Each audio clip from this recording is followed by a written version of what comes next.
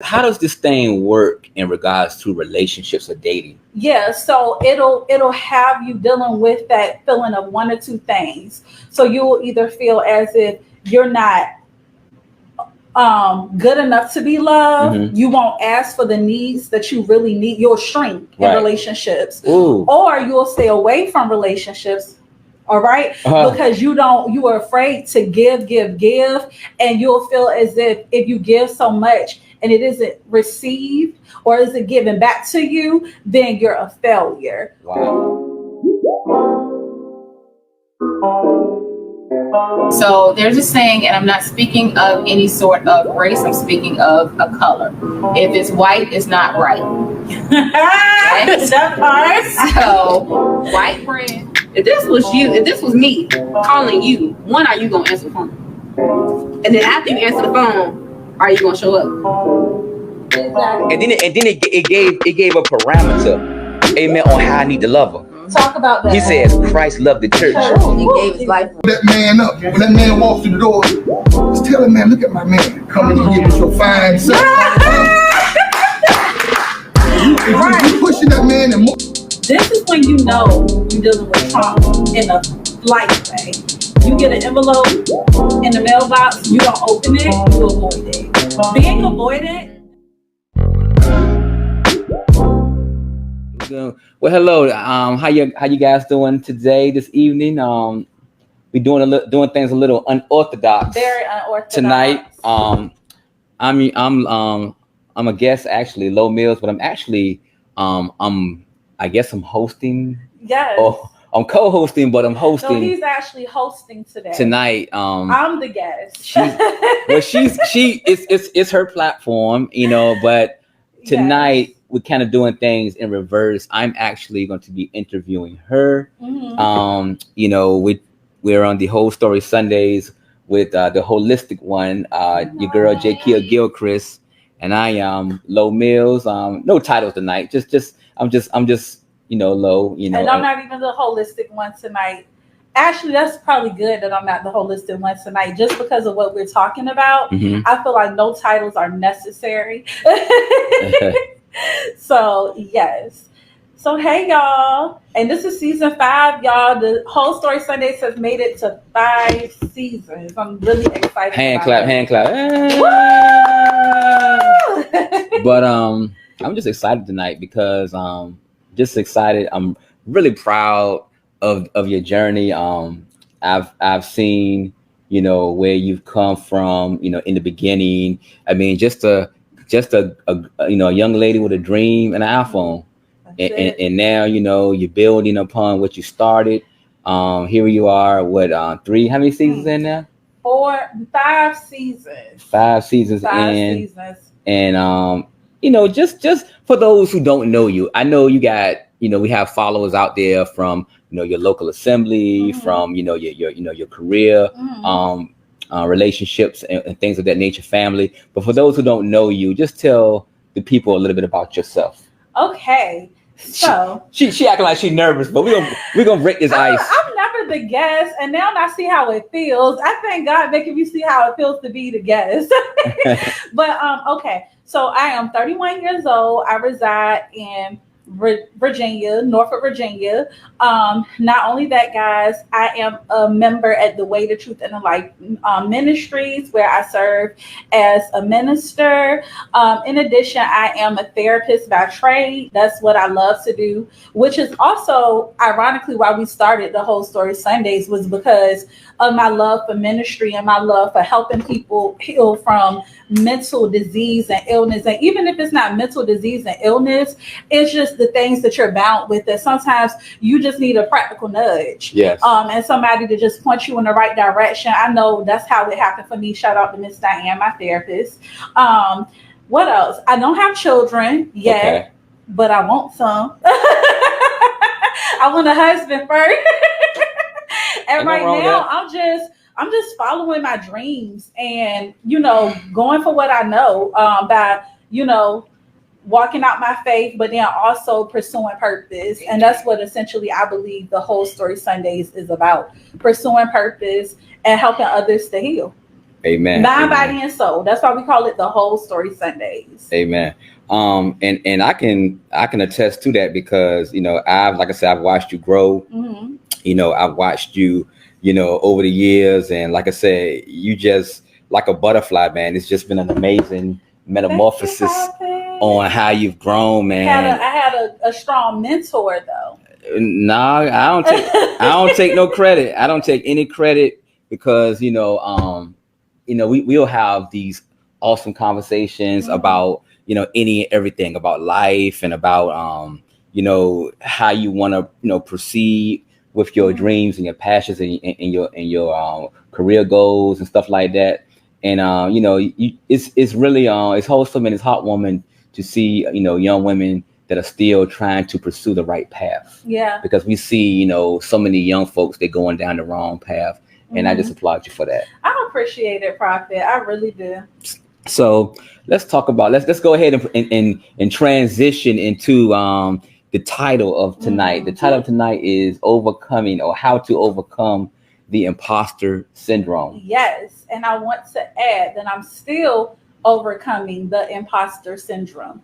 That I have not reached glory with this yet, but as I'm working towards it, I want to help other people because it's not a gender thing. Okay. I just want to help people understand how to cope with it, and essentially understand how to overcome it also. So we overcoming this together. That's what the healing ship represents, is getting on your own personal healing ship while also us getting on the healing ship together to overcome the obstacles in life. So yeah. That's wonderful. How you're bringing the spiritual aspect as far as biblical principles, and you're tying them, to I guess psychological issues, because you know, I guess it's a stigma in the church that we can't have therapy and we can't serve God at the same time. Yeah, I don't know why people think that therapy and prayer can't coexist, but it can, because I tell people all the time, if God pointed me to my therapist, how about that? So yeah. Well, I guess that'll kind of transition us into the first question. Can you expand and educate listeners or viewers on what the imposter syndrome is? Yes. So I'm going to use some notes and then we're going to just kind of flow with it. Go ahead. So, according to Very Well Mind, imposter syndrome refers to an internal experience of believing that you are not as competent as others perceive you to be. So a lot of people who have imposter syndrome, it actually makes up a lot in Black women, believe it or not. However, again, this is a gender neutral situation. You will see men, you will see women, you'll see people of all different races and backgrounds suffer with imposter syndrome due to feeling that they're fraudulent. So basically they have obtained a certain level of success. However, in obtaining that level of success, they almost feel like they got it by chance, or that, they just was blessed to have that boss who really likes them, or, if it wasn't for certain external factors, such as having a degree, a master's degree, or, the complexion for the protection, like whatever you want to say, are the reason why they were able to get themselves in that predicament. These are the type of people, though, who work extremely hard. It's actually rooted in anxiety. It's also deeply rooted in rejection, and we'll get into that. But it's more rooted in anxiety because once you get to a certain level of achievement, you feel like you have to overachieve. And if you don't perform at a certain level, then somebody at any moment can pull that mask back and expose you as an imposter. Wow, you threw a lot at me right there. I'm sorry about that. Wow. Yes. So elaborate on that. You saying it's rooted in anxiety? Yes, it is, because you'll find a lot of people who have imposter syndrome, and of course we're gonna go deeper into it, who feel as if they have to keep up a facade. In the African American community, we'll call it keeping up with the Joneses. They feel as if, they have to overwork. They have to put in excessive hours. They have to stay late and come in early. They have to, it's very productivity based. It's based in, I'm only successful if I obtain this standard. So once I meet one standard, let me meet another. And that's rooted in anxiety, because we think about Martha in the Bible when Jesus said, Martha, Martha, you're way too worried. He was telling her that because she's anxious about, performing in front of these people. Right. That being stated, she was about to miss that special moment with God. So it is anxiety based because you find people who are perfectionists, are the same people who deal with imposter syndrome, and because of that, they can't stop. Their mind is always going and it's always focused on work, and it's not because they care about their work ethic. They're afraid of being exposed as a fraud. Right. Then they're never satisfied. They're never satisfied, and it's like they're I guess the word I'm looking for is they're performance driven. Performance driven. And the problem with that is that these people, believe it or not, can also suffer with forms of self-sabotage as well, because sometimes, because we struggle with imposter syndrome, we won't go for promotions and things of that nature out of fear that, okay, we were able to make it at this level, but are we going to be able to make it on that higher level? Wow. Yes. And that's linked in competence. Wow. And you said this thing is genderless. It's genderless. It's been known to be deeply rooted in African-American women. Actually, the term was first used by psychologists Suzanne and Pauline Rose Clance in the 1970s. It was originally for women who were in high productive fields such as law, engineering, things of that nature. Okay. However, as time progressed and, things just became complicated for everyone, then it doesn't have a face. It's just really deeply rooted in how you feel about yourself. A lot of the stuff is rooted in childhood trauma. Let me ask you a question, because you I don't want to get you off if I do. You can correct me. But how does this thing work in regards to relationships or dating? Yeah, so it'll have you dealing with that feeling of one or two things. So you'll either feel as if you're not good enough to be loved. You won't ask for the needs that you really need. You'll shrink in relationships. Or you'll stay away from relationships. All right. Because you are afraid to give, and you'll feel as if you give so much and it isn't received or isn't given back to you, then you're a failure. Or you're only loved based on how much you can give. See, that's what I was kind of getting at. It seems like what you're talking about is I have to perform. Yes. And every time I get to a certain plateau, I feel like the bar the bar's going to be risen higher. Yes. And that's or exactly raised higher. And now I have to maybe climb over another hurdle or jump through another hoop, never ever being able to be comfortable in the relationship. So it's very transactional. And not only that, it's transactional and it's not more unconditional. We know that love is unconditional, but people who have imposter syndrome suffer with a lot of guilt. So they always feel like if they get blessed, like I'm gonna give you a prime example. When I became a minister, I didn't feel like I deserved to be a minister. I felt like I had to do everything perfect because I felt like now I'm on a pedestal. And if I mess up, if I sin, if I do this, if I do that, then at any moment that can be snatched under me. And then they can say, you can't be a minister anymore. Right. You're unqualified. You're inadequate. Yeah. And we talk about that a lot, having that spirit or that, stronghold of inadequacy and having those towers in our minds to hinder or keep us from, going to that. It's almost like we're living under a glass ceiling. Yes, it is. And that's the reason why this is also rooted in competence. And basically competence is having the necessary ability, knowledge, or skill to do something successfully. People who have imposter syndrome, again, feel as if they are not competent. They feel that, they're just favored. And which we all are, right? Or we all have grace. Grace is honestly the reason why any of us here and can do what we can do. But people who have imposter syndrome, for me, I could say, well, the only reason why I'm a minister is because my uncle is the head of the ministry. Right. You understand what I'm saying? It's not because you served. It's not because, you prayed when they asked you to, when you put in your work, and because you studied when you were at home. You understand what I'm saying? It's because of external things, and it demotes why God called you to this. And I can even relate to that, being the son of an apostle, pastor.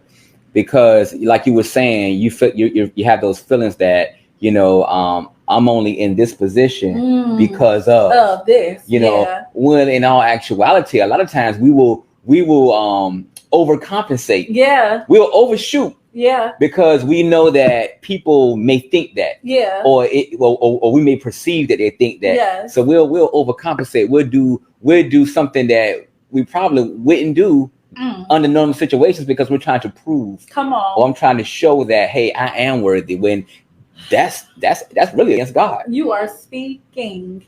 That's literally the root of imposter syndrome, though. It takes away the fact that God is I am that I am. And I'm going to get into that. But it demotes that God is a God of providence and that he's a God of everything. And it makes it seem as if the odds are just in your favor. So then you start looking at blessings as more so inconveniences, because you look at your life as, I'm only blessed because I have this great support system. If I didn't have this great support system, would I be this blessed? Right. Or if I didn't have,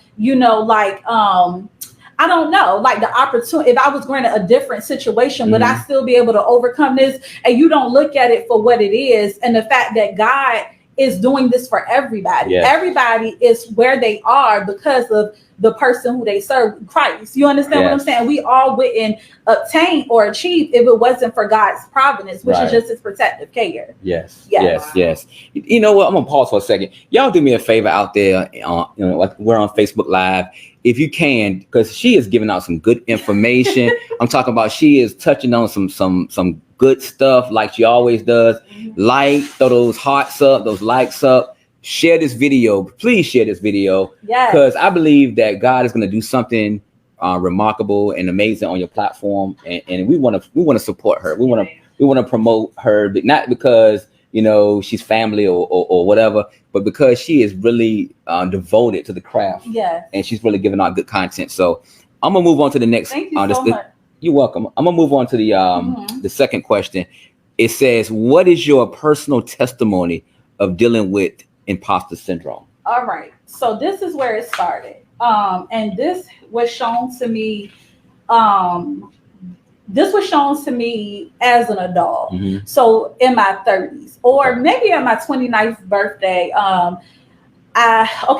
So long story short is I was misdiagnosed with intellectual disability. And for those who don't know what intellectual disability means, the intellectual disability means that you have an IQ. It's a developmental disability, which means that you have an IQ that's lower than 70. If you don't understand IQ, just understand that you can look at a person who's mentally retarded, and then you can kind of see why that is kind of traumatic. So the beauty is that I had a mother who was an advocate. Like, she really advocated for me.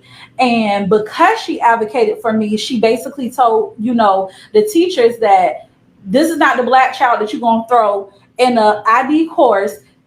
I don't need to check that bad. I don't need to check at all. My baby is very smart. My baby is also very shy, and she's empathetic. So if I place her in a class with these children who have clearly deficits, what will happen is she will feel like, is this me? And she'll take that on. So the beauty is that if you have children, always advocate for your children, because you don't know, like for me, like if it wasn't for her, I just don't know. I don't know how that would have impacted me, but they still had me in self-contained courses. I'm crying. Oh my God. They still had me in self-contained courses, and self-contained just means that you have an IEP, which is an individualized educational plan. In addition to having an IEP, that also means that they perceive that you learn differently. And I do learn differently. It's just not the differently they thought. So my mom fought and fought and fought, and essentially I was able to get out of these self-contained courses.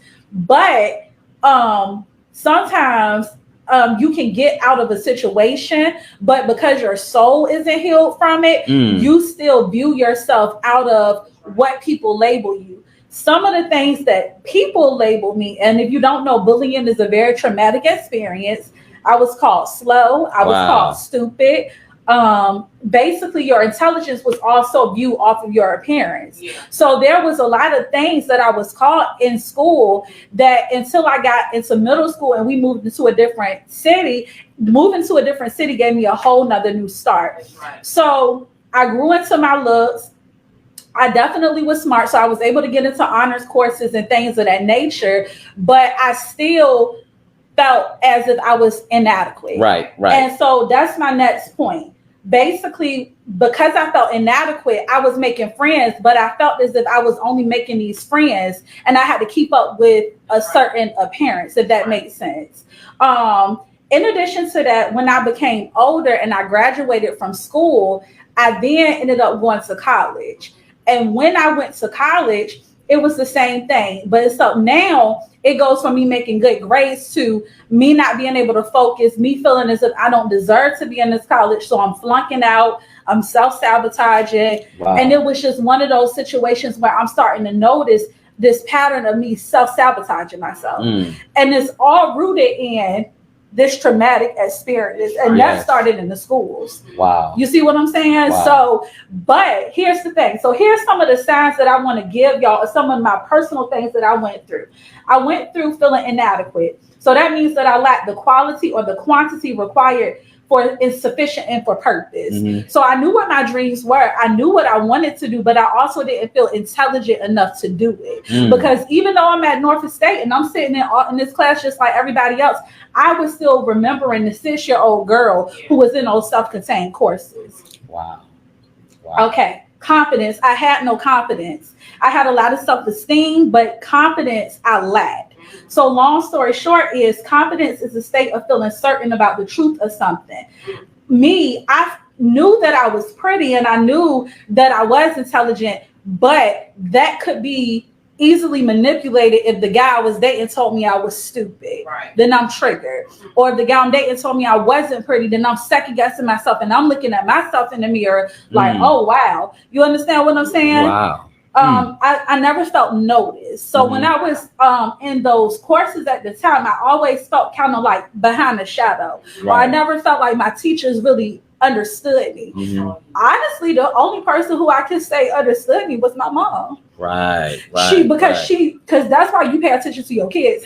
So when your kids are living with you, I'm crying, y'all. I'm so sorry. When your kids are living with you, you take that opportunity to know them so you can advocate for them properly. You see what I'm saying?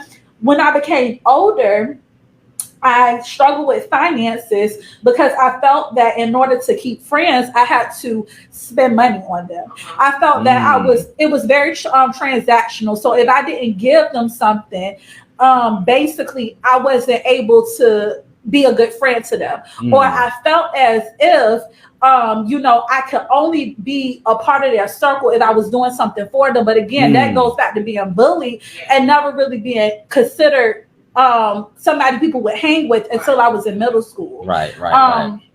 Settling in relationships. I settled in a lot of relationships and I didn't voice my needs out of fear that they wouldn't want to talk to me again or they wouldn't want to be with me again. People pleasing. That started very early because I can remember one time I was in middle school and my auntie had bought me a tennis bracelet and I gave her the tennis bracelet because I wanted to keep the friendship. Wow. She didn't even talk to me after that. But I felt like as long as I do something nice for her, she'll want to be my friend. You know what? You are killing it right now. Because I'm sitting here and every time you talk, it's like you telling my story. Really? Yes, because let me tell you something, man. When you have those, and I got to get comfortable, man. I can't believe I'm crying like this. I'm mad. When you talk about those feelings of inadequacy, when you talk about feeling less than or not good enough, or when you're operating from a rejected mindset, because that's in essence what it is. It started from a young age, and then it was like residual. It was perpetual. Yes, it was. And it was compounded. Yes. One thing triggered another thing that triggered. It was like a snowball. And like you said, subsequently you get to junior high or date myself, junior high. You get to middle school, high school, and you get to your college years, and like you said, you acquire these friendships, and they're not really healthy friendships. No, they're not. Like you said, it's performance based. Yes. Because it's a trade. Yes. I'll give you this for your friendship. You see what I'm saying? You know what I mean? And I'm giving my own testimony for a hot second, because I can remember even being in junior high or middle school, as they say now, and the girls that you like, they come up to you. They never talked to you before. They never noticed you before. But I had on a necklace. When you talked about the bracelet, I had a necklace on, and the girl asked me, could she wear my necklace? See what I'm saying? And I really didn't want to let her wear it, but I liked her. Oh, okay. So I let her wear it anyway. Yep. And she gave it back to me at the end of the day. It was broken, and she didn't talk to me no more. Wow. But these are the things that, man, I'm gonna tell you something. When you said pay attention to your kids, these are things that, man, if we could really get a grasp on these things, man, because these are things that we don't talk about. I've never shared that story with anybody. You see what I'm trying to say? And when you talk, it triggered that in me, like, man, wow, I remember going home with a broken chain. Yeah. You know what I'm saying? And then essentially that's a memory that you have that is kind of like, it makes you feel like this, I have to do something to get something. Yeah. Almost like I don't just deserve love. I don't just deserve to be cared for. I can only be cared for depending on if I do something for you. Yes. So because I like you, I'll let you wear my chain, but because now I'm casting my pearls amongst swine, you don't appreciate it, you're going to trample it and give me back something broken. Yes. You understand what I'm saying? Even our young ladies will, God help me, will, when that foundation isn't there, we'll give, and then we'll give the ultimate thing, which is your body. Yep. You'll give the ultimate thing, and you see signs of it. Me and my wife, we saw it. It was a young lady the other day, and she was out there, and she couldn't have been no more than maybe 8th grade, and she was just letting this boy just really. I'll say this to his credit, he wasn't even trying to be all on her like that, but she was just hovering him. He was trying to leave, and she was all around his neck and whatnot. And I'm looking like, that couldn't be my daughter, because I would be out there pulling her by her nape of her neck. But you could tell that something was lacking. Yeah, there was a deficiency somewhere, because why would a girl that young be so clingy to a boy like that if there's not a deficiency, if there's not something that she's missing? It's something that she's missing, and it's internal. Yes. And it's unfortunate, but this stuff starts in childhood. I agree. So, yeah. Yes. And another thing I want to say is also that a lot of people who suffer with this, and to include like myself, codependency. Also, that's where that codependency trait is, the transactional thing. People who are codependent, we talk about that a lot, even now amongst like this podcast and in church, is because people who are codependent feel like they need to be needed. That's actually coming out of their own dependence of wanting to be needed, because you feel like if you're needed, that's when you are loved. That's when you're valued. So you feel like, it goes back to, like I said, transactional love. It goes back to what I said to that, right? So the more needed I feel, the more I know that I'm a value in somebody's life. Right. And the more valuable I am, the more needed I am, you won't let me go. Right. You understand what I'm saying? So would you say in that sense that we talked about how we attract, the manipulative friends. So would you say that would also attract the persons just like us? Yes. And I'll give and like I said, I know you gave the example a while back about, the 2 ticks with no dog. I love that. Yes. You know what I'm saying? To where, like I said, we're both, we're like biting on each other. But there's never a host. Yeah. So and if you think about it, you tend to attract after your own kind. You do. If you're broken, you're going to attract broken. Yes, you are. If you're whole, you're going to attract whole. You are. And I want to say something to the women. If you are always wondering why you're attracting emotionally unavailable men, is because of this trait, though, this codependency trait. Emotionally unavailable men know that if they're dealing with the female who is codependent or people pleasing, they already know. They point out that deficit and they see it and they already know I can give her this much and she's going to give me this much. And because I know that, I'm going to take advantage of that. And it doesn't stop until you stop it or until they find somebody else who not going to put up with it, if that makes sense. So that's the reason why it's very important to heal from stuff like this, because if you don't, it's not, everything is performance driven. Yes. And so you don't want to be in a relationship where you feel like I have to give everything in order to get a little bit of something. And you ain't really getting nothing. Yes. Can I say one thing? Yes, you can. And this is my lane right here. You ever heard somebody say, why you giving them, what is it when they get why you ever get the milk for free? Yeah. So why buy the cow if you can get the milk for free? That's right.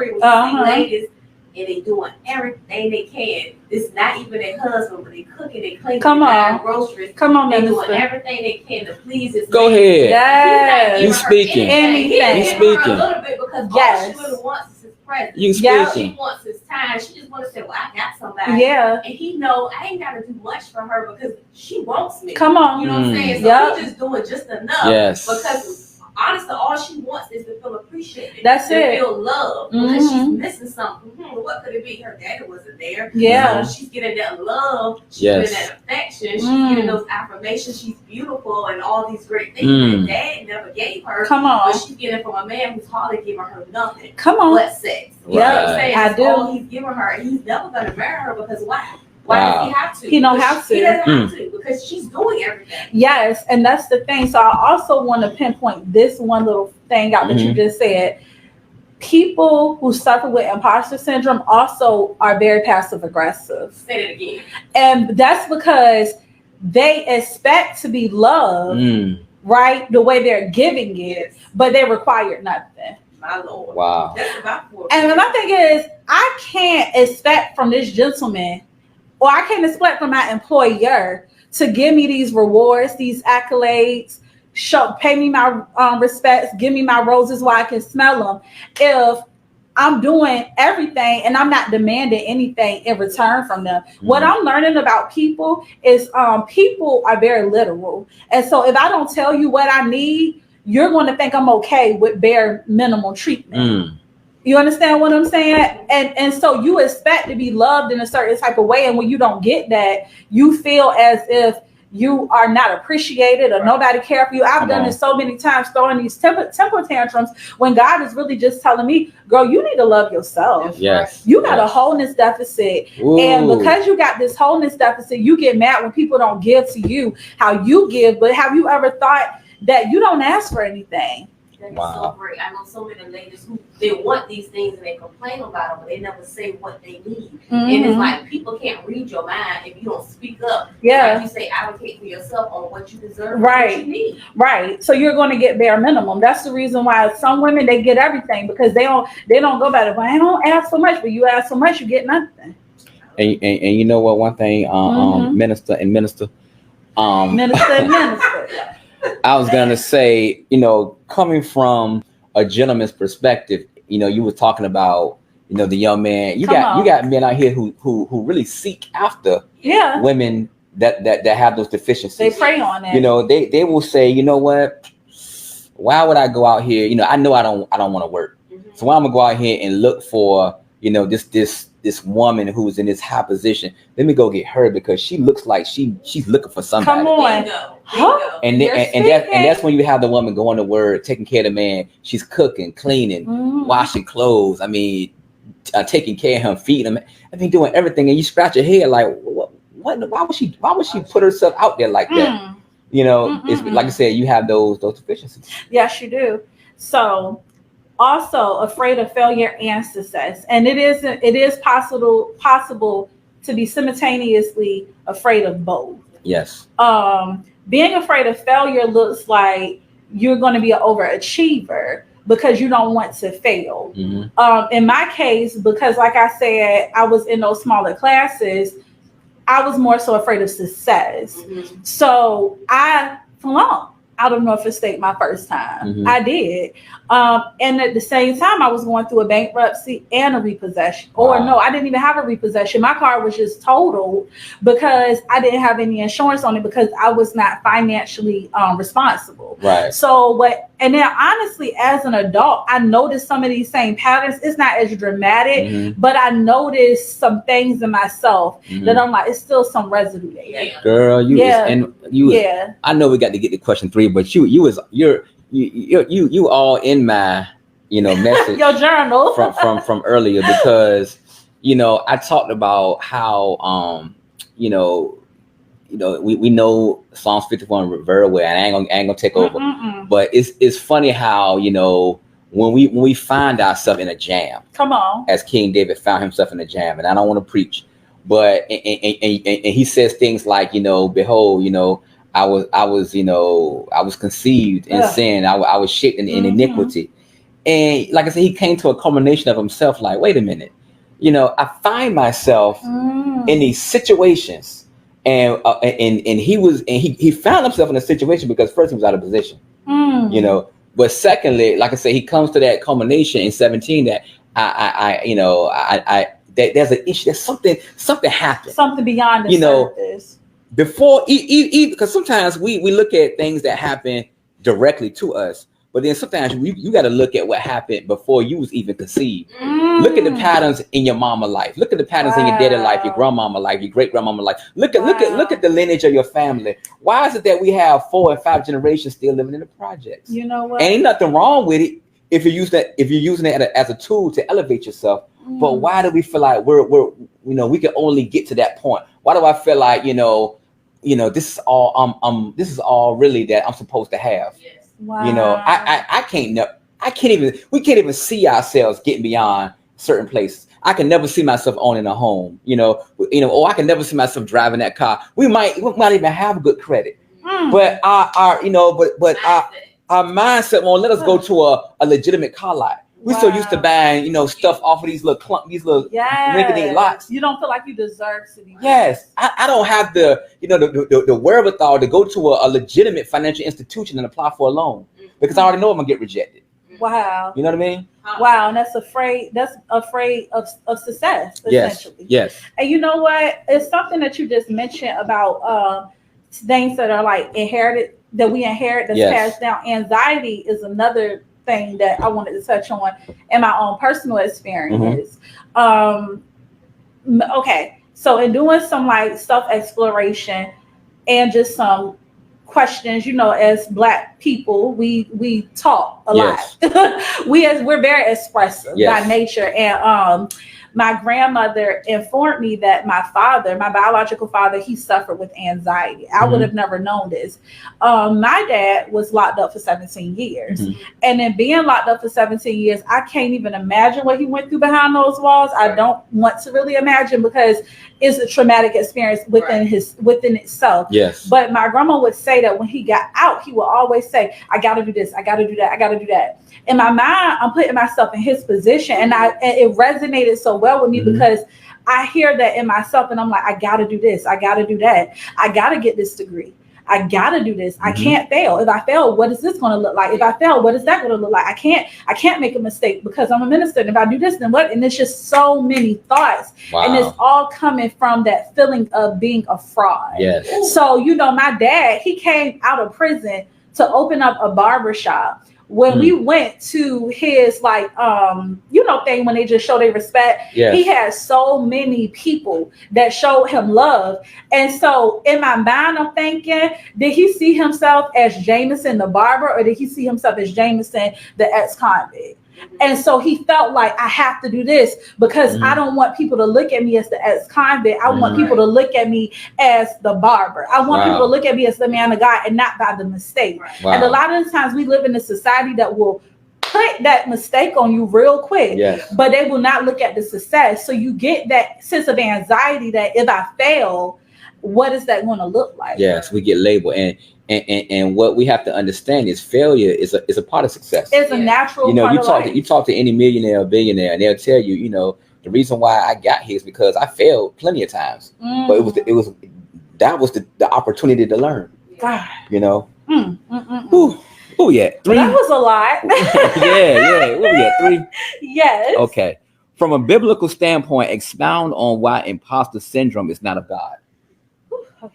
Y'all got your seatbelts on? Yes, I'm buckled in. I'm about to take y'all down a bumpy road. I'm buckled in. Okay, this is a lot, but we gonna build a foundation and kind of go forward. So in Exodus 3 and 6, the scripture says, "Then he said," and he refers to God, "I am the God of your father, the God of Abraham, the God of Isaac, the God of Jacob." At this, Moses hid his face because he was afraid to look at God. When God is saying this, when he is saying, "I am the God of Abraham, your father, and Jacob," he's basically saying, he's reminding Moses that he has a covenant with him. Right. Here's the thing about God. God is a God of covenant, right? Yes. And covenant is actually a legal term because it really means agreement by lease, deed, or legal contract. So if we know that God, we say in the word all the time, God is a God that he shall not lie. Then if he reminded Moses that I am the God of all these people who were before you, basically what he's saying is, I'm reminding you of the promise. Now it's time to go walk this thing out and get this promise. Right. You see what I'm saying? So basically, this is kind of where it gets kind of at. So when Moses said in Exodus 3 and 11, "Who am I that I should go to Pharaoh and bring the Israelites out of Egypt?" Right. He basically was saying, "Who am I? Like, I'm a fraud. I'm an imposter." That is a slap in the face to God, and that's in direct opposition of his word. Right. Because in Psalms 139 and 14, he says, "I praise you, for I am fearfully and wonderfully made." Yes. So anytime you view yourself as an imposter or a fraud, you're basically telling God, the person who knows everything, that he made a mistake. Wow. And that you are not good enough to fulfill his purpose. You see what I'm saying? Yes. And so what then happens is, the reason why it's not of God is because the root of it is that it's not in alignment with his word. Wow. So then people think that it sounds good to say, "Who am I?" Right. How can you say, "Who am I?" to "I am that I am" when he created you? You see what I'm saying? It's not a humbling thing to say. It don't look good to say. If anything, it's an insult. Right. And it makes God angry. Wow. And that's why we was never supposed to suffer with confidence issues. Yes. Another thing that I kind of wanted to pull out was when in Exodus 3 and 12, it says, "I will be with you, and this will be the sign to you that it is who I have sent you. And you have brought the people out of Egypt. You will worship God on the mountain." What that is basically saying is, when we denote our success to mere outer circumstances, or luck, or the odds were in our favor, we're taken away from the fact that God was with us every step of the way. Yes. That we had to pray our way through, fast our way through. We had to cry and seek his face. But when you take him out of that and you say, "Who am I?" you putting yourself on an unnecessary pedestal that you don't even have to be on, because God is going to get you through this situation. If that makes sense. So that's the reason why it's not of God. Then it says, basically for me, another thing was with Moses, he doubted God a lot, because he said a lot of like, "What if they don't listen to what I'm saying?" This sounds like modern day imposter syndrome, right? Because he's already doubting, as if God don't send us, he's going to make provision. Long story short is, God was showing him when he was consuming a bush and it didn't burn up, who he is. Yes. He told him to put his hand in his bosom, and when he pulled it out, it wasn't leprosy anymore. Wow. Basically letting you know who he is. So if he's telling you that he is this, he's basically letting you know, if I called you, I'm going to make provision for you. Yes. I'm not going to just send you out there to look stupid. And what we do with people who suffer with like imposter syndrome, we put ourselves, it's a spirit of pride. And you might not think it is when you're saying, "Who am I, God?" It almost sounds like you're humbling yourself. No, you're not. Because "who am I" sounds like, if I make a mistake, they're going to look at me as a failure. And then, God, where were you at? Because you were supposed to make provision for me. Let me tell y'all something. Purpose does not mean painless. Wow. We're not going to have a painless purpose. You're going to go through stuff. You can say that again. Purpose do not mean painless. Purpose does not mean painless. You're going to go through stuff. Think about the 3 guys when they got thrown into the fire. God was still there. Yes. If you want to talk about confidence in God, that's the perfect picture of it. Yes. Is that God was still there. And guess what? He showed that I'm the fire. And Apostle was just talking about this today. Nothing can consume you as long as I'm with you. Right. Now, that does not mean you're not going to get thrown into the fire. Right. That does not mean that the waters will not try to overtake you, right? But at the same time, if I'm with you, I got you. And that's the reason why it's pointless to have imposter syndrome. Because if God called you to mental health, Jaquil, if he called you to the Whole Story Sundays, he's going to make sure what you need is there. It's at the table. It's there. You said a mouthful. Yeah, so that is why it's not of God, because it just doubts the fact that God got you, and it doubts his creation. You said yes, you can. That's so good. And now that you speak, I'm just getting like so much revelation. Sorry from like bombarding you. No, go ahead. You gotta go ahead. I never knew how much I really suffer with the imposter syndrome. A lot of people do. Not ever feeling good enough. And and as you were speaking, I was like, am I a minister because I am a first lady? Because my husband is a prophet? Come on. Am I really qualified to be here? Wow. When I think you're about not first lady. am I even qualified to be here? Or am I just along the journey because I'm his wife? You know what I'm saying? But when I think about it, I was already in a position before he even came. Come on. So God already had provision for me anyway. He just brought somebody to help me along the journey. And I was like, okay, God. And now I'm being called to a minister as we both were. Yeah. I'm like, is this even really my calling? Because sometimes I don't feel good enough. Me neither. I don't feel like I'm called. But Me neither. Even though I know it's going to be hard sometimes, it's not going to be easy. To know that God is walking with us every step of the way, like he's never gonna leave us or forsake us, right? He's gonna give us provision. He's gonna give us insight along this journey. You better speak. And it's not gonna be always easy. We have to always remember, he's never gonna make us look stupid. He's never gonna cause us to look shameful or anything. He's gonna be with us every step of the way. And I always have to think about, Lord, I'm not qualified to be here. But I have to always remember that God always equips the unqualified. Yes, he do. No matter what it looks like, he's always going to be with us every step of the way. So he has qualified all of us to be here. And I think about, too, when you said your mom advocated for you, you are getting healing in this journey now, because if she didn't advocate for you, you wouldn't get provision now. It's like you're seeing it. You are being healed. So even when you cry about it, you're healing. I am. You're healing because you're Wow. understanding what you put yourself through, what you had to go through, but you're seeing like, wow, I really like allowed myself to go through those things. But it's good now because now you're able to help people who are going through it. So crying is good. It doesn't mean you're not healed from it. You're being delivered upon this. Yes, I am. Journey, but you get revelation as you go through. Yes, I am, Minister. And I love that you said that, because with Moses, right? Moses was a murderer. He wasn't even a real Egyptian. He was really a whole Jew, right? He had, I think, some type of speech impediment. Yes, he was as unqualified as unqualified can be. You know, and yet God is asking him to lead these people out of slavery. Yes. So it goes to show you what you said. God equips the people who he qualifies, and he equips, and that's what is the blessing. You know what I'm saying? So when you think about that, right? With Moses, who would have ever thought? I think he was like 80 years old or something. He was way up there in age. He was old. An old man who was a murderer, who was really a Jewish person with a speech impediment, was going to be able to lead these people for 40 years from one destination to a whole nother destination. Right. You see what I'm saying? And God gave him direction. And then you think about it, right? When you coming up with your sermons, God is pouring this stuff into you.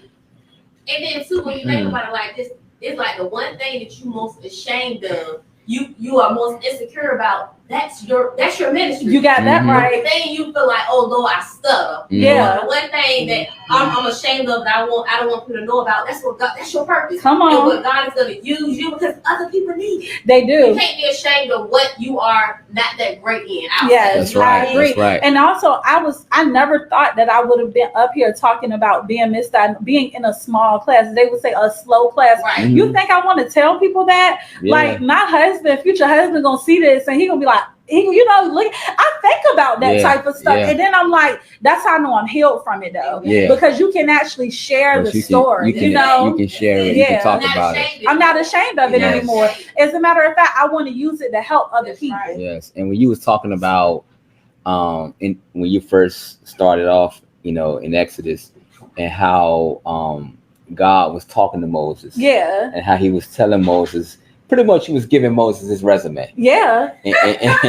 And we have to remember that. Yeah. We have to remember that when God tells us or gives us an assignment, and we feel like, we're inadequate or that we're less than, we have to remember God's resume. Man, that I was listening to a song today, and man, I love that God was giving him his resume. And at the end of the song, the girl was just kept saying over and over, your resume. And we have to remember, look at God's track record, even in our own life. Yeah.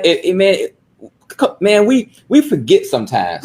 It ain't that far back in my rear mirror. Right. Come on. I can go back in my my catalog. Yes. Of blessings. Yes. And I can look and see where he's brought me from. And yes, you might be going through a difficult time or a difficult moment now, but what about that monumental mountain that he brought you over, a few years back? He's the same God that brought you through that, and he's the same God that's gonna get you through this small situation now. I saw a post, and I think you even said something similar. We're living in the moment that we prayed for. Ooh. You know how many times I prayed to be a therapist? How many times I asked God to use me in ministry? What did I say to you the other day? You told me that. You said I'm living something that I prayed for, or something like that. You call me and you tell you have these long, hour-long conversations, and you telling me, I'm just tired. Nobody's paying attention. Nobody's listening. Nobody's this. I get so frustrated with the podcast. And I'm like, you're living in the moment that you dreamed about. I dreamed about. I really am. Who would have ever thought 5 seasons of content? Yeah. That's how you called. Yeah. Because God keep giving you the inspiration. Like Jeremiah says, like fire shoot up in your bones. Don't matter. You can't quit. It does not matter who tunes in, who watches. You do what God has called you to do, and let God deal with the results. Yes. Let him deal with the results. Come on. And once you have that mindset, you deliver from who tune in and who don't. God. Because some folk don't want to be healed. No, they don't. Let's just get that out the way. They want to kind of sit in that moment because they like the attention that it gets them, or they like that they can be comfortable in their mediocrity. Some folk just don't want to work. They don't. They don't want to work. Because it's going to take some work. It's going to take some work, and you're going to have to ask the Holy Spirit as well as your therapist to diagnose you. Because it's some stuff going on, man. It's some generational stuff going on that you may not even know about. I'm 47 years old. I'm still finding out stuff about my family that I never knew that directly affects me and my thought process. So, it takes work. It's you may never get there, but you know what? It's not about, and I think we was talking about this again the other day. It's not about, getting to the destination. Because as long as we're in this fleshly suit, we're never gonna get to the actual destination. We're never gonna get to the actual destination. But am I better than I was yesterday? Come on, Prophet. Am I better than I was last week? Am I not doing the same stuff, or do I feel better about myself than I did last week? That's what it's all about. And in that, and in that, you will learn to live and enjoy life. You know what I'm saying? Instead of always thinking about, getting here. If you're always thinking about getting somewhere, you never enjoy the journey. And that's practical advice right there for people who suffer with imposter syndrome. Sometimes don't worry so much. It's good to have goals, and it's good to be future minded. Yes. I know I am. And that's probably part of my problem is that I'm very future minded. I'm already in season 10 of this. I already visualize myself on the Breakfast Club sometimes. Sometimes I visualize myself like as a talk show host. Other times I visualize myself being on like some Ayana Save My Life or some type of stuff, like going on TV and helping people get their stuff together. I see that. But that's the problem. Because I'm so much of a visionary, the present stuff always be lacking. Yes. And we got to keep yourself in the present, because though you're still dreaming, bills still need to get paid. You still got reality stuff that you need to deal with, and it has to be a healthy balance. Enjoy this right now. Enjoy this. And, when God say it's pointless to worry about the cares of tomorrow, that he really is right about that, because I've noticed, especially since the last maybe year or so, definitely with living on my own, anything I've ever stressed about has happened in a way where God showed me I already took care of it. You know what I'm saying? So you were stressed about 2 weeks prior. Yeah. Ahead, and I already worked out 2 weeks from now. You just need to focus on the day. You do that by starting your day with God. And when you feel yourself getting overwhelmed, me and my friend Faja discussed something in casting. Casting is when you start to worry about what you're going through. God, I don't know what I'm going to do about this bill. I don't know what I'm going to do about these kids. I'm stressed out about this project at work. I'm going to give that to you. And when you worry about it, you cast it over and over again. And eventually you'll see it was just, you worried about it. You got through it 24 hours, and then 24 hours later, the issue has resolved itself. I think you covered question 4. In a sense, I did. Yep. I just got a few tidbits about question 4. And it just basically says, explain how imposter syndrome reduces the providence, grace, and favor of God. Yes. So I just want to say a couple of things about that too, guys. In Exodus 4:1, Moses answered to God and said, what if they do not believe or listen to me and say, the Lord did not appear to you? The question of the night is, do you believe that God is a God of providence? Yes. For those who don't know what providence is, that is basically the protective care of God. So when God says that I am who I am, that encompasses everything.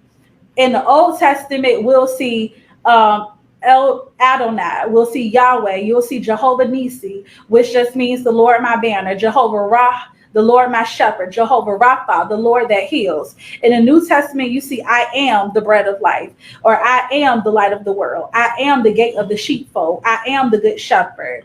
Basically, God is telling you that everything you need, he encompasses that. Yes. So if you're ever struggling with something like imposter syndrome, that's the reason why he says, seek ye first the kingdom of God, because whatever you need is literally directly in I am who I am. Yes. A lot of people who have issues with believing like that God is a God of providence, and the people who suffer with imposter syndrome, they just don't know who they are. A lot of people can't even tell you who they are despite being a minister, despite being a teacher, a wife. If you ask a person 5 adjectives about themselves, they got nothing to do with their career, what they do. They can't tell you what makes up who they are. You see what I'm saying? And that was even hard for me, because I had to go through and say, can I list 5 things? Well, I'm creative. I'm vibrant. You know what I'm saying? I'm a loving person. And I had to say, I would be creative even if I didn't have a podcast. Right. I would be an encourager even if I wasn't a therapist or a minister. You know what I'm saying? And once you look at it like that, you just look at it for what God implemented in you versus what you do. It's a gift. It's a love. It's something that you would do. You see that guy that's in the NBA, but even if he wasn't getting paid to play basketball, even if he was working in a warehouse, he would be at the YMCA on the weekends, playing pickup games. Because he has that passion, he has that love for the game. So, and I guess we're gonna segue into this question 5. Please share practical tips on how to heal from the spirit of being an imposter. Well, first you have to understand the characteristics of it. So the characteristics of it is the ability to realistically assess your competence and skills. In Judges 6:15, we see Gideon replied to God, but how can I save Israel? My clan is the weakest, Manasseh, and I'm the least in my family. Wow. Another thing is we got to stop attributing your success to external factors.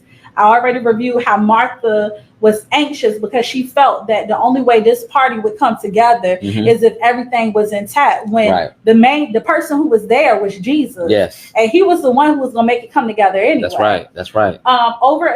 Achieving. In Galatians 1:13 and 14, we see where Apostle Paul says, for you have heard of my former life in Judaism, how I persecuted the church of God violently and tried to destroy it. I was advancing in Judaism beyond many of my own age among my people, so extremely exceedingly zealous was I for the traditions of my father. Then also sabotaging your own success. He who the Son set free is free indeed. Yes. So realize that if you're free, you would never sabotage your own success because you know that you're doing it for God. Yes. And you know you want to make an impression on God. Lastly is setting challenging goals and feeling disappointed when you fail. In Romans 8:1, we're told, therefore, there is now no condemnation in Christ Jesus. Right. So why, if you fail, you shouldn't feel condemned because there's no condemnation in that. That's right. You should look at it as a learning opportunity and move forward. That's right. That's true freedom. Yes, it is. So those are just scriptures and the traits of it. Now I want to say, dig deep. Do some self-analysis and see where the spirit came from. For me, I was able to pinpoint it back to school age, grade 1 or something like that. And then I was able to see how that experience shaped my whole entire life. Mm-hmm. Some people are so afraid to go deep, but if you're never going to know what the root of something is if you don't uproot it, if you don't dig. You know what I'm saying?